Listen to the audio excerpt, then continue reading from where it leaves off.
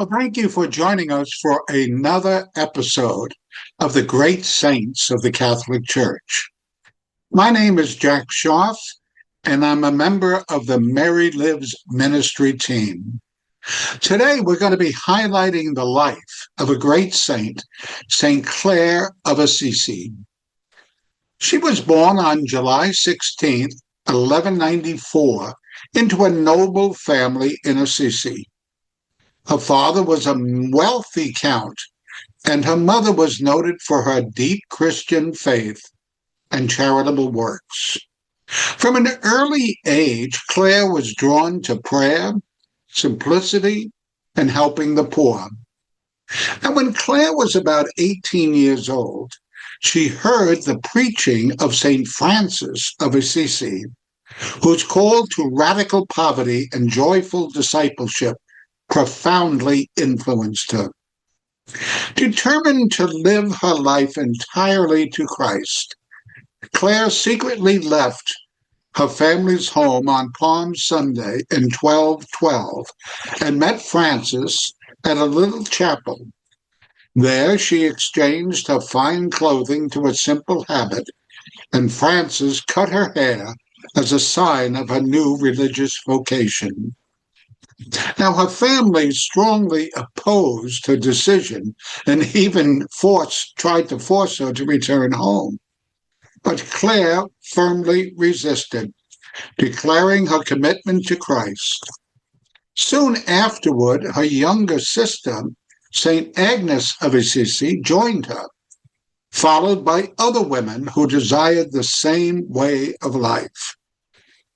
Francis established Clare and her companions at the small church of San Damiano, where Clare remained for more than 40 years as the abbess. This community became the first monastery of the Order of Poor Ladies, later known as the Poor Clares. Clare embraced an exceptionally austere life, marked by complete poverty and dependence on God's providence, long hours of prayer and contemplation, manual labor and humble service, care for the sick and the poor, and deep love for the Eucharist. Although frequently ill during the last 27 years of her life, Clare continued to govern her community with wisdom and compassion through letters and personal example.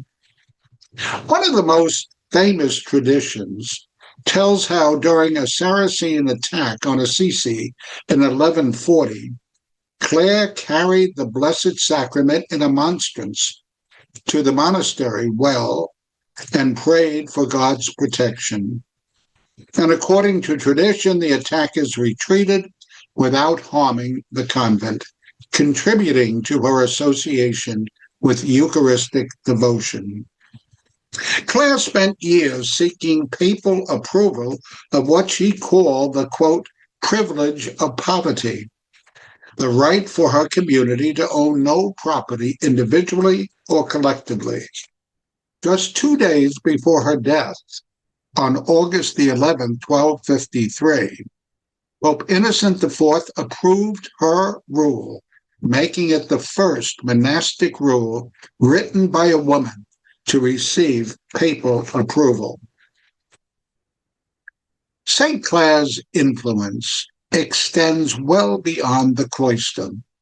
Her writings remain classics of Christian spirituality, emphasizing humility, joyful poverty, and loving contemplation of Christ.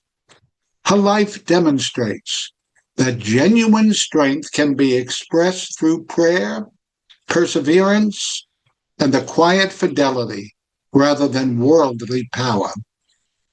Alongside St. Francis, Clare helped inspire a movement of gospel simplicity that has shaped Christian spirituality for more than 8 centuries.